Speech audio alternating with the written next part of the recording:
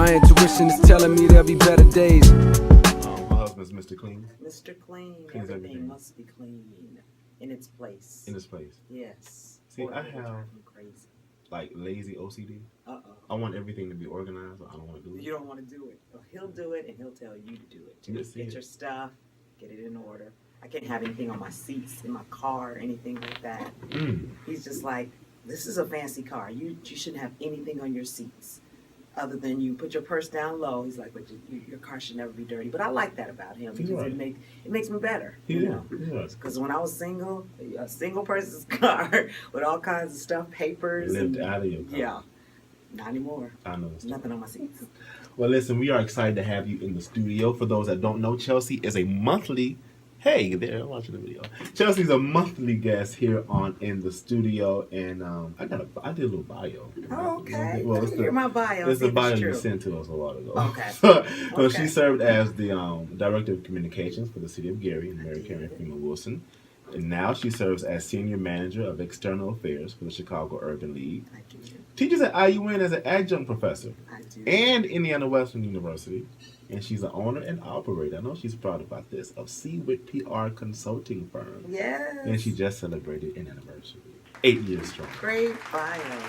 Thank you so much. Oh, and I have a dog. I know that's in there. What's your dog's name? Charlie Marley is 10 years old today. Happy Charlie. birthday, Charlie. Happy birthday, Charlie. The good thing is that all dogs go to heaven. I don't know what that has to do with. Charlie was the character from All Dogs Go to Heaven. Yeah. I love that movie. That's my baby. So what's going on in Seawit's world? Let me say this though. I say I'm a Facebook stalker. I honestly do not use Facebook as socially as people think I do. Just for Okay. business. I post stuff Yeah. and I get off. But whenever I get on, Chelsea's always on the move. Yeah. I see the sweat check-ins, Mhm. and we've talked about those before. But everything you're doing with your business and your clientele, how's everything booming for you? How's it feel? Well, I have to say it is moving quite rapidly, and it's how you say be careful what you ask for. Yeah. And I only opened my page, I think I'd opened it the day after the last time I was here, the day before the last time I came on in the studio about a month ago. Yeah. And I have had my business since the December of 2015, but I never made a page or put it out there, and everything was word of mouth. My first client was Delta Jones Walker, followed by Eddie Melton Yeah, in his Delta. campaign. Yep. Hey, shout out to Senator Melton. Eddie Melton. I'm gonna take my little pat on the back with that. I did his Did social. a great job. And I'm a spiritual person like yourself. And when God says move, it's time to move. And so I went ahead and took a step and put together my Facebook page Awesome.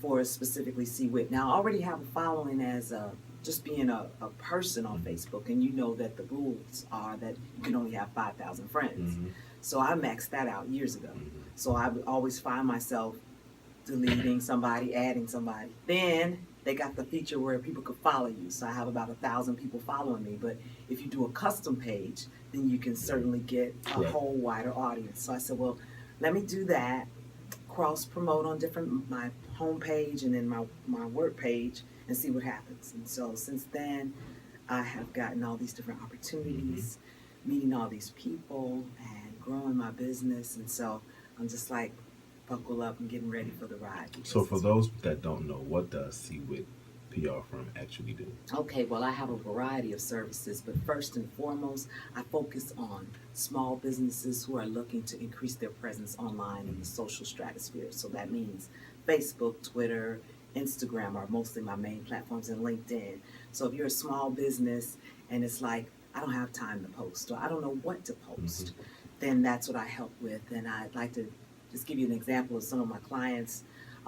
Jay's Breakfast Club. Shout them out. Jay. Yes, right. Jocelyn. Kelly. I love Jocelyn. She's cool. They are getting ready to go through this great transformation, moving. And I actually talked and connected with her when I brought my other client who was on the show the other day, Delta Jones Walker. She had a financial event there. When the financial event was over, Joss and I got to talking, and then that's how it works. That's what I love about Gary and small business owners, because we recognize that there's not this big giant pot of money, but how we can help each other in other ways, resources, connections, networking, etc. And so she is one of my clients now, and I'm excited that they will be in their new location on June 1st. Please go to Jay's Breakfast Club. 3669 Broadway. Get the salmon croquettes. Oh, are everything. The waffles. Are everything. The waffle bowl. Yeah. Anyway, I digress. And so, Crystal O'Brien. Yeah. The Mastermind Crystal Project. Lynn. Yes, Crystal Lynn, another one of my new clients, and she is just skyrocketing with her class being full and doing all these radio interviews and newspapers. So it makes me feel good when my clients feel good. Some of the other services I provide, doing workshops on social media. Okay. So I teach at Indiana University Northwest, and I have those seniors. The I'll seniors. be teaching all summer. You'll see the seniors on my page. But I also teach at Indiana Wesleyan Business Communications. And so I like to take my skill set that I've learned on the job and in school and take it on the road. And so those types of services are what push me, and of course public relations. So if you're looking for someone to do your press releases, to get you on radio shows like this one, and be your spokesperson and help you with those talking points and help you to get over being nervous in front of people, those are the kind of things I do, some coaching and stuff. After we talk about this, we move on to the topic. Because whenever I get around entrepreneurs, the bug is the itching. I was watching a old interview with P. Diddy, and somebody asked him, like, what motivates you? And they said, is it the money? Because at this point, he had making a lot of money, millions of dollars. He said, no, the money isn't what motivates me. That's what your motivating factor is. You're not going to be as successful as you think. That's right. It's the creative process. Yes. And from both of us, from the entrepreneurial standpoint, how satisfying is it to be able to see Crystal or Jocelyn or Delta succeeding, right? Yes. Isn't that it the is more rewarding so part? exhilarating because I had hesitated for so long, and I'm the child of entrepreneurs. My father owned a gas station in Gary for 40 years. And so it was like, what were you waiting on? My sister owned daycares for 13 years. It's all in my family. My older brother has a vacuum cleaner dealership in Chicago, and so it's in us. It's in your blood. And I was fighting it. And so now that I can honestly say on paper, in the eyes of the government, my skills are valued, and I'm helping people in my community that I've known forever. That's just the best. Isn't it crazy how life will connect you with people you've known prior? Yes, it is. It's a beautiful thing, though. And I've known them in different lives, from working in the school district, for working for the city of Gary. And that was the other thing, though. When I did work for the city of Gary, I was very mindful of any type of activities that I indulged in outside of the job, because it could create a conflict of interest. So people may say, well, why weren't you doing it back then? When I was working for the city, I was like, no, because you may dig and say, oh, well, they had a contract, we had a contract, and they connected back to the city, and then it may seem like it's unethical. So I only did that job. So now I love the fact that, yes, I have my 9 to 5, but I have my 5 to 9. It's that passion. I think what makes you so successful in your entrepreneurship is just your name. Like you mentioned, when you work for Gary, School City, a good name, the Bible says, is more valuable than rubies, et cetera, et cetera. And because your name was so good for so many years, people, they trust the brand. I mean, and those who know me and Google me know that I have a hiccup in my past of things, certain things that have happened to me that turned out for the best. But sometimes when people Google you and they only read certain things, it's like, oh, is that, but I couldn't worry about that. I had to worry about whose I am. And I knew that God would have me no matter what path I ended up taking. And so when I put my trust in Him, and this thing, I'm telling you, I'm buckled up, because every day is something different. Like, here's an opportunity here, let's talk, let's do it. And then I always think back, like, how can my clients benefit from this? Let's cross promote. I'm going to introduce you to somebody. It's on and popping. You got our support here, full-fledged support. Any clients, just bring them. This is Chelsea's house, so let's hop into the conversation. Okay. All right. So, Chelsea, what is changing as it relates to the dynamics of bullying? And cyberbullying is a term that I want to say, when I was in school, it was unfamiliar. Right. So I will tell you, we'll go back to my school, in the playground, and the I don't want to meet the bully on the playground. Here, take my lunch money. You can have a swing first. Bullying was real, but it was in a situation where you could go tell somebody, it stopped, or you ran, or you all fought it out and it was over, and then you became friends. Cyberbullying is a whole different beast. What's the difference? The difference is you can get behind this screen and be just as mean and anonymous as you want to be.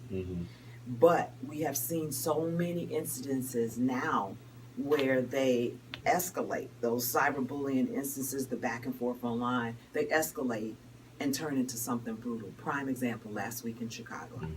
Everybody, unless you were under a rock, saw the story about the young lady whose argument that escalated on Facebook, 18-year-old daughter of a police officer in Chicago, seeing this young man, the other young lady got jealous, followed them to where they were, and then rammed her car into this young lady in the tree, killing her. And it all started on Facebook. And so it's like, that's a form of bullying. Anytime you're like threatening anybody or you're being disrespectful, that all of that is a form of bullying. And when parents are oblivious to what's going on, and these are young adults, because the killer was 24 and the victim, allegedly, let me say that, and the victim was 18, but it's still that social media platform. You don't have to be a child to be bullied. You can be 30 years old and have, enemies that are just, disrespecting you, maybe posting pictures of you that are not favorable, spreading lies and rumors, and that can mess up your reputation too when people Google you and screenshots and things come up like that. So it has really changed, and people are getting more and more bold when they feel like, I can do this and get away with it. I can say what I want to say, freedom of speech. What are you going to do? But that's what we have to worry about. What are you really going to do? Will this escalate to a point where we're face to face and somebody gets hurt? One of the reports I saw, a school found a way to offset some of the bullying. They encouraged their students to create a positive page. Yes. Only promote positivity. What are your thoughts on that? I think that that's a great thing, and that's actually one of my tactics when I go to this Saturday. I'll be participating in the parent conference at Thea Bowman Leadership Academy. And my topic is about the dangers of social media and cyberbullying. And one of those things is talking to the parents and helping them to be able to have this healthy conversation with their children about their activities on social media, what's positive, what's hurtful, and things they should and shouldn't do. The thing about it is a lot of parents just buy the kids the phone, and then that's the end of it. Nobody's monitoring anything. Nobody's friends with anybody on platforms, or sometimes the kids have double profiles. Like, I'm friends with mom on Instagram on this platform. Right. And then I have a whole nother identity. It's like you can create your life online any way you want, but the young people aren't understanding the repercussions. So that positivity page is a great idea. And another thing that I'm going to talk about is the digital diet. I mean, sometimes you need to just put, and it was a whole little piece on it on Good Morning America this morning about taking those devices away or having some unplugged time. Because we're too dependent on it. Yes. And so I have to do it myself. At night, we put our phones away. Yeah. And then I go downstairs, and the majority of my clients and my friends know I'm like, after 8, 9-ish, I probably won't respond till the morning. I might peek at it right before I go to bed just to make sure.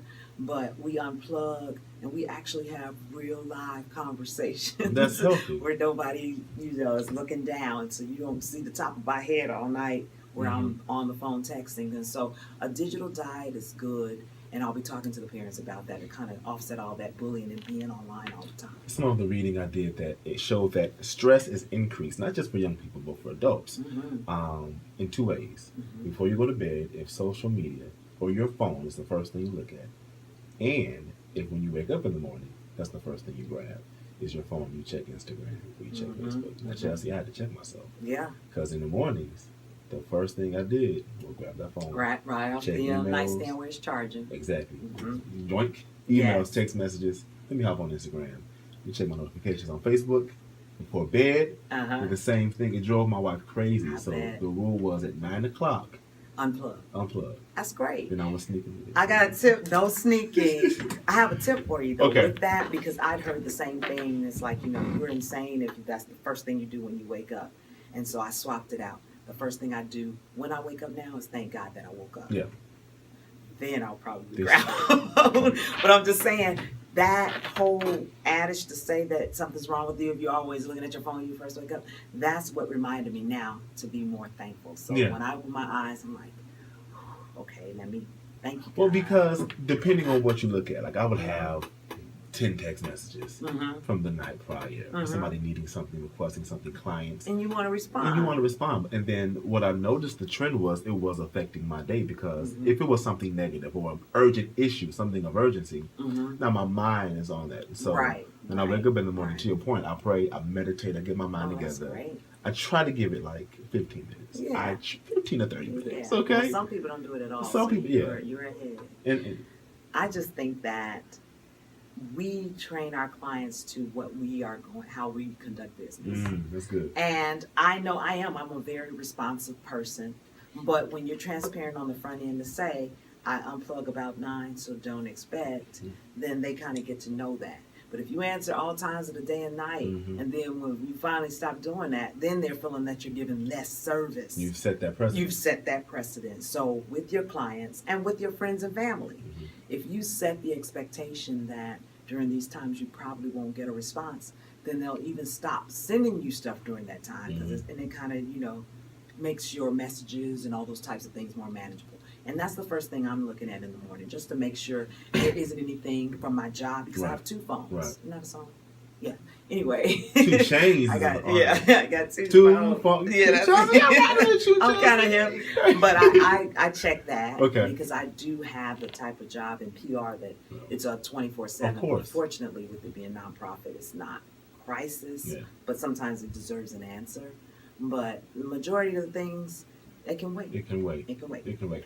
Now, I want to hop back into this bullying thing. So, a lot of suicide has been increased because of cyberbullying. And I don't want to get the stats wrong. You correct me. I think 2 out of 4. Is it? I thought it was 2 out of 9. 2 out of 9? It's 2 out of something. Yeah. We know at least 2 young people. Yes. And so, I have a hard time understanding that because I get it. But just from where I came from, and the generation that you grew up in, not that you're so old, but I mean, 5 years difference. I mean, the seniors who are graduating now have more access and different types of platforms and experiences than 5 years ago.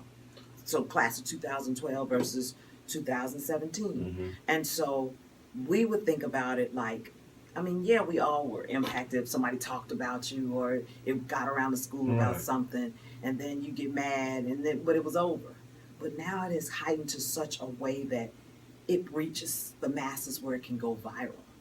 And then when you're still maturing, you're thinking, this is it. This is my reputation. The end of the world. This is the end of the world. And that's what circles me back to the importance of getting parents involved. They have to let people know, let their children know, it's not that big of a deal. So for the parent that says, because I've heard this, I want my daughter, my son, I don't want to pry into their business, let them do what they want to do, I don't really check their phone. What would you say to them? I would say to them that you need to rethink that perspective, because number one, aren't you paying for the phone? So now you will have to push back on the 17, 18-year-olds have their part-time job. Well, this is my phone and those things like that. But as long as you're living under my roof and under my care and my responsibility, there has to be some type of monitoring of these devices. Now, am I checking your every text message? Probably not. But I do want to know, who are you online? Because just as much as there's somebody who's being bullied, you might have a bully in your house, somebody who's doing the bullying, and you have no idea. And then you're at PTA, and you have another parent who comes up and says, Des, your daughter has been calling my son fat online for weeks. Why haven't you said anything or told her to stop? Didn't know about it. Exactly. And so I always flip it when they're like, oh, no, my child's not being bullied. She's good. Is she a bully? Because and the statistics show that the girls are more likely than the boys to get out there and do all that bullying and calling names and the cat fighting online. It's the modern day social cat fight instead of something that you said at school or somebody wrote a note and it got passed around. This is like it gets passed around the world. Well, you remember in school, me and Chelsea didn't go to school together. Right? Out way before. Okay. But the methods were the same. If there was a fight, Yeah. everybody was spread it through the school. Hey, Yeah, we so talked about Desmond who going to won. fight Johnny I'll at be out lunch there. hour. Everybody will crowd around. Yeah. At What West you gonna Side, do, everybody go Dad? to serve, you know? Yeah. Now it's more so, like you said, the messages are being spread. What can we do to, social media is such a great tool at times. It's a phenomenal tool. But it can be our worst demise. So Yes. how do we kind of monitor and kind of check ourselves in that? I call it using your powers for good. So if you do follow me on Facebook or any other social media, you'll never find anything negative on my page. You just won't. And if somebody makes the attempt to try to post something, it's going to get deleted. And I have my settings as such that you can't just post on my page without me approving it anyway. So those are the types of checks and balances that you can get started with as far as what your settings are and who can post things, who can see what you're posting. Okay.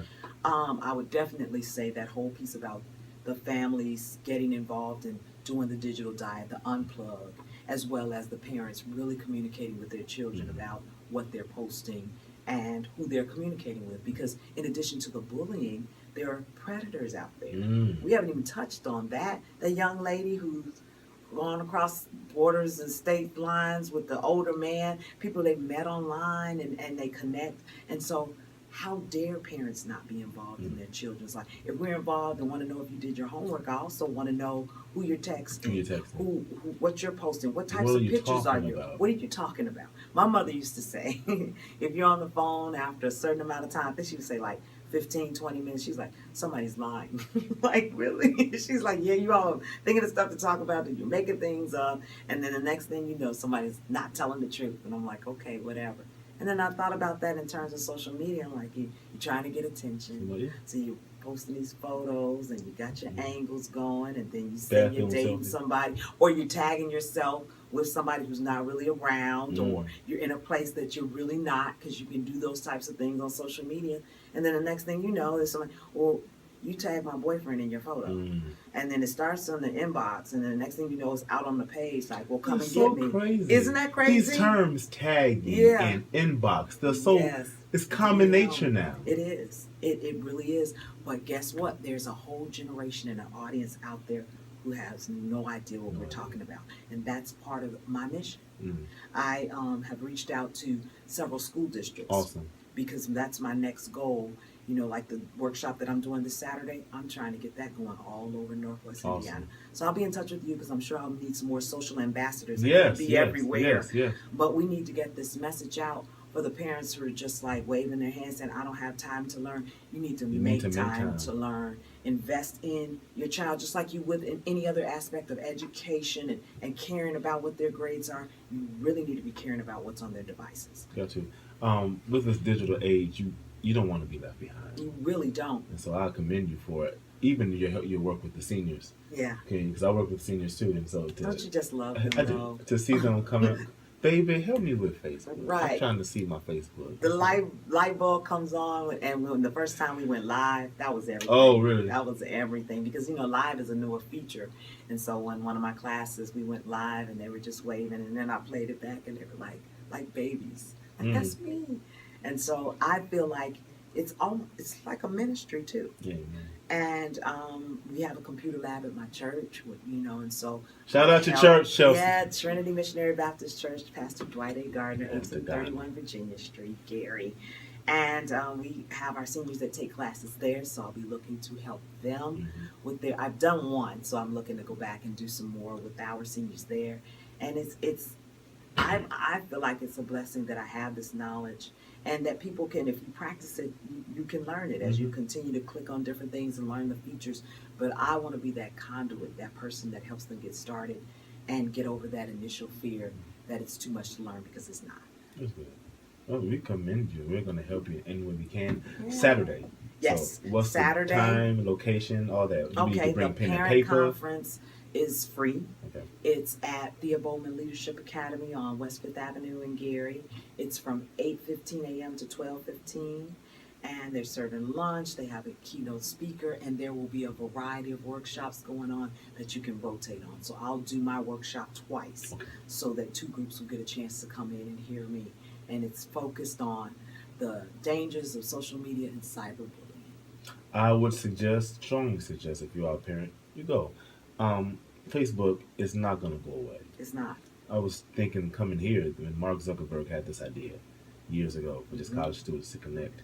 Look, the company went public. Now it's a part of our language. Every other sentence has Facebook. Yeah, tag me and my posts and my status, all those terms. Are you on Facebook? Right.